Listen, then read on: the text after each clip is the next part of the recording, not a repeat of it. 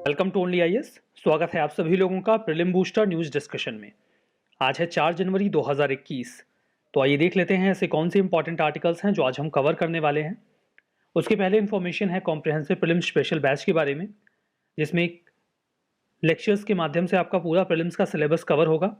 CSAT भी included होगा, study material भी प्रोवाइड करवाया जाएगा। बाकी आप कोई फर्दर डिटेल चाहते हैं तो इस नंबर पर कॉन्टैक्ट कर सकते हैं। देखते हैं अपना पहला आर्टिकल, जो कि डिजिटल पेमेंट इंडेक्स के बारे में है। आरबीआई ने अभी हाल ही में एक composite digital payment index construct किया, बनाया। अभी जो डिजिटल पेमेंट इंडेक्स बनाया गया है, इसका जो बेस पीरियड डिसाइड किया गया है वो है मार्च 2018। इंडेक्स में हम बताते हैं कि कोई चीज़ बेहतर हुई है या खराब हुई है। अब कोई चीज़ बेहतर हुई है या खराब हुई है, उसके लिए हमें कोई पॉइंट ऑफ कंपैरिजन तो चाहिए ना। तो मार्च 2018 पॉइंट ऑफ कंपैरिजन है, जिसके बेसिस पर हम ये देखेंगे कि मार्च 2018 की तुलना में इंडिया में जो डिजिटाइजेशन का प्रोसेस है या जो डिजिटल पेमेंट हम करते हैं वो बढ़ा है या फिर घटा है। आरबीआई डीपीआई यानी कि आरबीआई का डिजिटल पेमेंट इंडेक्स, इसे जो सेंट्रल बैंक की यानी कि आरबीआई की वेबसाइट है वहां पर सेमी एनुअल बेसिस पे पब्लिश किया जाएगा मार्च 2021 से, यानी कि हर 6 महीने पर इस इंडेक्स का डेटा पब्लिक होगा, जिसमें जो डेटा अवेलेबल होगा वो कम से कम 4 महीने पीछे का होगा। तो ये इंफॉर्मेशन है। यहां पर जो डेटा पब्लिक किया जाएगा इंडिया में डिजिटल पेमेंट को लेकर, उसे 5 ब्रॉड पैरामीटर्स के बेसिस पे डिसाइड किया जाएगा कि डिजिटल पेमेंट कितना बेहतर हुआ है समय के साथ साथ इंडिया में। जो 5 पैरामीटर्स डिसाइड किए गए हैं, जिसमें पहला है पेमेंट इनेबलर्स, मतलब वो टूल्स, वो माध्यम जिनसे हम पेमेंट करते हैं, इसका वेटेज 25% का है। देन बात आती है पेमेंट इंफ्रास्ट्रक्चर की, डिमांड साइड पे और सप्लाई साइड पे। फिर पेमेंट परफॉर्मेंस, इसका वेटेज सबसे ज्यादा है 45% का। देन कंज्यूमर सेंट्रिसिटी, मतलब डिजिटल पेमेंट में एक कंज्यूमर को सेंटर में रखा जा रहा है कि नहीं रखा जा रहा है। सिग्निफिकेंस की बात हो तो देखिए, एक तो जब डीमोनेटाइजेशन हुआ था तो उसके बाद डिजिटल पेमेंट को बढ़ावा मिलना शुरू हुआ था। उसके बाद हमने ये देखा कि कोविड आ गया। कोविड के बाद लोग कॉन्टैक्ट से बचने लगे, तो काफी तेजी से डिजिटल पेमेंट्स इंडिया में आगे बढ़े। तो डीपीआई हमें और अच्छी तरीके से ये इंफॉर्मेशन कन्वे कर देगा कि जो पेमेंट में डिजिटाइजेशन है वो कितना बढ़िया हो रहा है। तो देखते हैं अगला आर्टिकल। अगला article battle of Bhima Koregaon के बारे में है। इस आर्टिकल पर आगे बढ़ने से पहले 2 करेक्शन है। लास्ट सेशन में मैंने आपको बता दिया था कि जो गावी है उसे स्टैब्लिश किया गया था 2010 में, जो कि गलत था। 2000 में ही इसे स्टैब्लिश कर दिया गया था। At the same time India में जो अबॉर्शन की लिमिट है वो 24 वीक्स की है, इसे मैंने गलती से 20 वीक्स बता दिया था। तो ये दोनों करेक्शंस मैं यहां पर कर रहा हूं लास्ट सेशन में। अगर आपने इसे नोटिस किया था तो बहुत अच्छी बात है, नहीं तो आप इस पर ध्यान दे लीजिए, ठीक है। और मैं माफी चाहूंगा इस मिस्टेक के लिए, इस गलती के लिए। यहां पर देखिए, जो हमारा अगला आर्टिकल है वो बैटल ऑफ भीमा कोरेगांव के बारे में है। हिस्ट्री जो भीमा कोरेगांव बैटल की है, इसे स्कूल्स में पढ़ाया जाना चाहिए, ऐसा अभी हमारे जो यूनियन मिनिस्टर ऑफ स्टेट हैं सोशल जस्टिस एंड एम्पावरमेंट के लिए, उन्होंने कहा। तो अब ये है क्या बैटल ऑफ भीमा कोरेगांव? वैसे ये कई बार न्यूज में रह चुका है। देखिए, जो बैटल है इसे भीमा कोरेगांव में लड़ा गया था पेशवा की जो फोर्सेस थी उनके बीच में और ब्रिटिशर्स के बीच में। अब यहां पर जो ब्रिटिश आर्मी थी उसमें मेनली दलित सोल्जर्स थे, जहां दूसरी ओर जो पेशवा की आर्मी थी उसमें अपर कास्ट डोमिनेट करता था। दोनों के बीच में जो कन्फ्रंटेशन हुआ उसमें पेशवा की आर्मी हार जाती है और जो ब्रिटिशर्स थे वो जीत जाते थे। सिग्निफिकेंट बात यह है कि इसमें सिग्निफिकेंट पोर्शन आता है इंडिया के लोअर क्लास का। पेशवा बाजीराव सेकंड ने महार कम्युनिटी के लोगों को इंसल्ट किया था और कई सारे लोगों को आर्मी में से निकाल भी दिया था, जिसकी वजह से जो महार कम्युनिटी के लोग थे उन्होंने ब्रिटिशर्स की आर्मी को ज्वाइन करके ये लड़ाई लड़ी।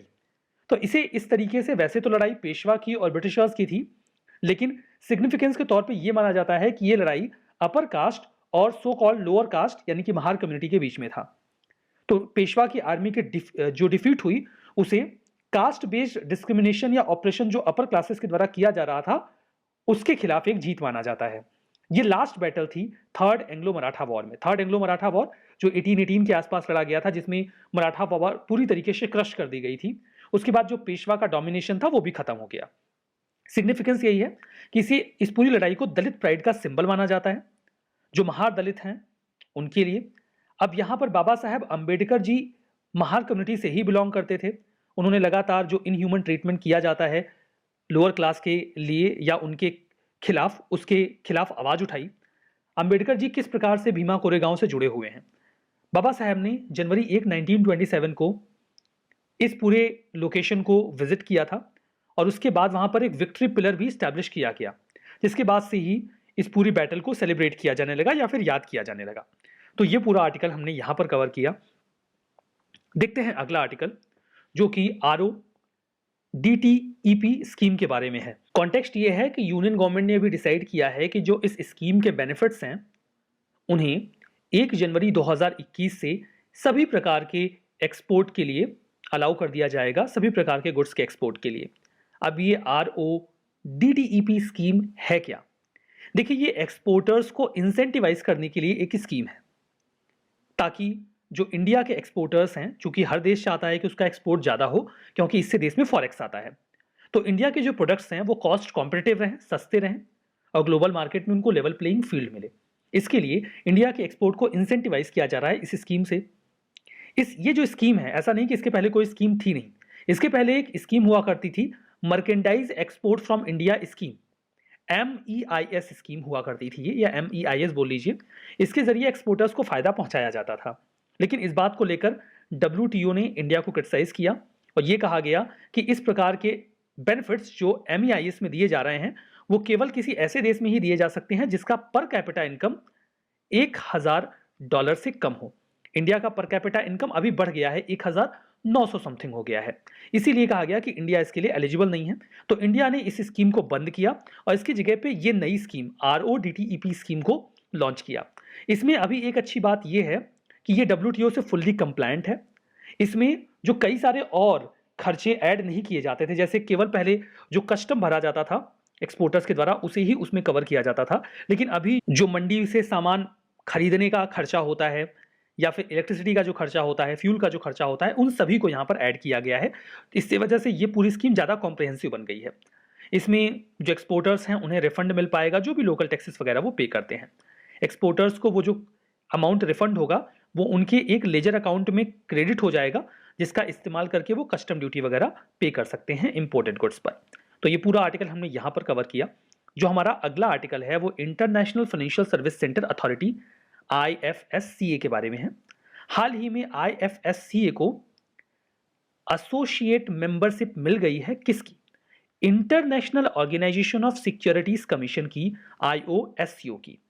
तो अब ये IFSCA ये इंडिया में है, ध्यान दीजिएगा, ये एक अथॉरिटी है। ये authority international financial service centre के लिए है।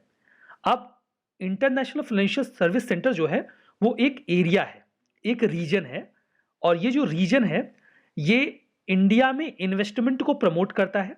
अगर इंडिया के इन्वेस्टर्स किसी दूसरी जगह में इन्वेस्ट करने वाले हैं या बाहर के इन्वेस्टर्स इंडिया में इन्वेस्ट करने वाले हैं तो उनको ये पूरा रीजन सपोर्ट करता है, एक पॉइंट ऑफ कॉन्टैक्ट प्रोवाइड करवाता है। इसे ही हम इंटरनेशनल फाइनेंशियल सर्विस सेंटर कह रहे हैं।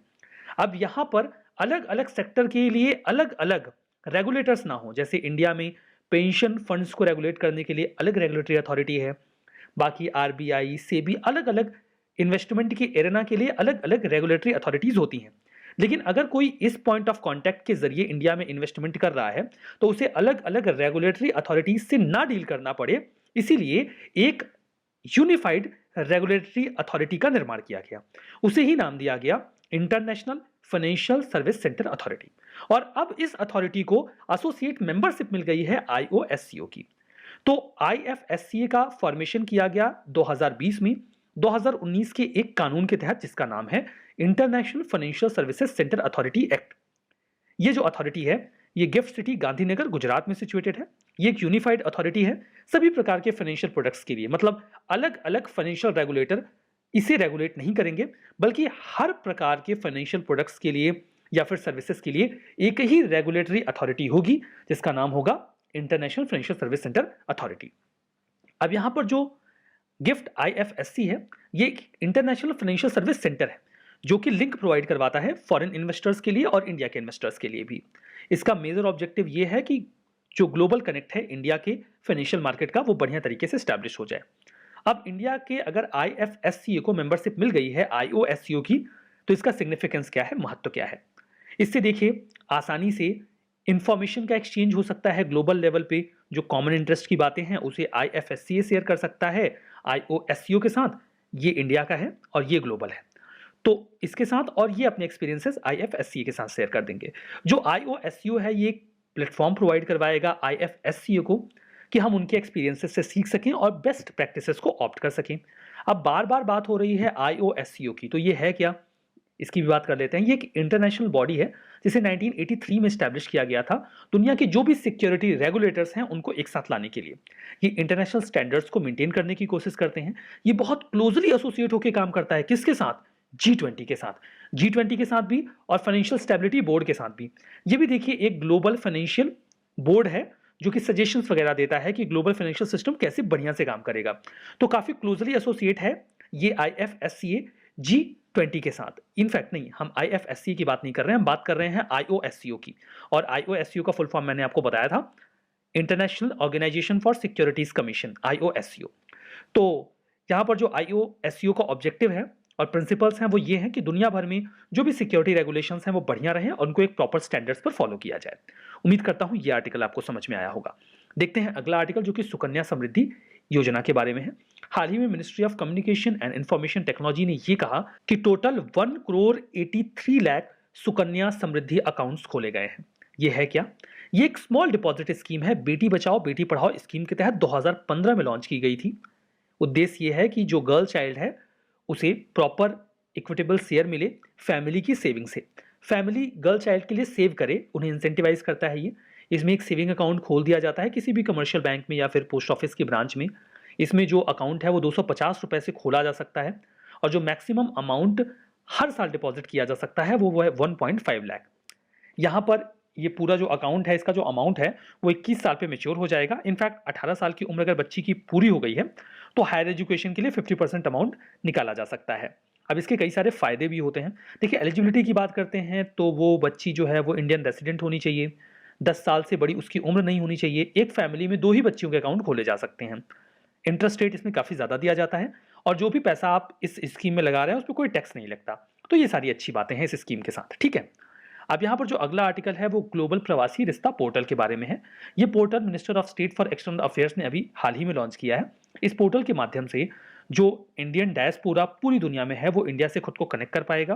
पोर्टल एक डायनेमिक कम्युनिकेशन प्लेटफॉर्म की तरह वर्क करेगा सभी इंडिया के जो प्रवासी हैं उनके लिए। इससे जो इंडियन गवर्नमेंट है वो जो ओवरसीज इंडियन कम्युनिटी है उसके साथ अच्छी तरीके से कनेक्ट कर पाएगी, कम्युनिकेट कर पाएगी।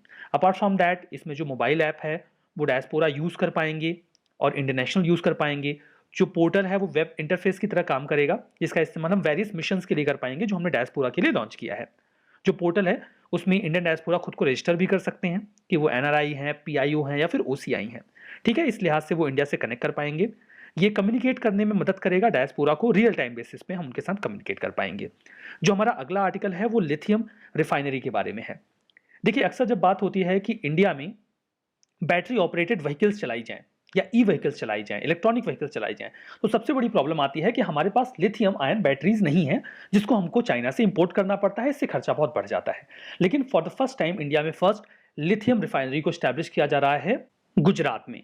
यहां पर लिथियम ओर को प्रोसेस किया जाएगा ताकि उसे ऐसे मटेरियल में कन्वर्ट किया जा सके जिससे हम बैटरी बना सकें।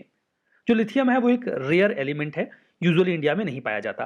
तो जिसका ओर है उसे हम ऑस्ट्रेलिया से इंपोर्ट करेंगे, फिर इस रिफाइनरी में उसे प्रोसेस कर लेंगे। अब यहाँ पर जो गुजरात है वो एक डोमेस्टिक हब बन जाएगा LI आयन बैटरीज की मैन्युफैक्चरिंग के लिए। देखिए TDS lithium ion battery Gujarat private limited India की पहली lithium ion battery manufacturing plant अपना स्टैब्लिश करने वाला है गुजरात में। उम्मीद है कि जनवरी या फरवरी 2021 तक ये जो पूरा मैन्युफैक्चरिंग सिस्टम है, सेटअप है, ये ऑपरेशनल हो जाएगा, ठीक है। अब यहाँ पे कुछ स्टेटमेंट है, आप ट्रू एंड फॉल्स बताइए। Scheme for रेमिशन of duties and taxes on exported products. ये एक्सपोर्टर्स जो इंडिया के हैं वो ज़्यादा कॉस्ट कॉम्पिटिटिव बने, लेवल प्लेइंग फील्ड मिले ग्लोबल मार्केट में, उसके लिए है। IOSCO ये एक इंटर गवर्नमेंटल ऑर्गेनाइजेशन है जो कि G7 नेशंस के साथ बहुत क्लोजली काम करता है। इंडिया की फर्स्ट लिथियम रिफाइनरी आसाम में सेटअप की जा रही है। बैटल ऑफ भीमा कोरेगांव 1818 का, ये पेशवा फोर्सेस और ब्रिटिशर्स के बीच में लड़ा गया जनवरी 1 1818 में। सुकन्या समृद्धि योजना डिपॉजिट स्कीम है, स्मॉल डिपॉजिट स्कीम है, गर्ल चाइल्ड के लिए बेटी बचाओ बेटी पढ़ाओ स्कीम के तहत लॉन्च किया गया है। बताइए कौन सा स्टेटमेंट यहाँ पे सही है, कौन सा गलत है। इस सेशन में यहीं पे रुकेंगे। Thank you very much.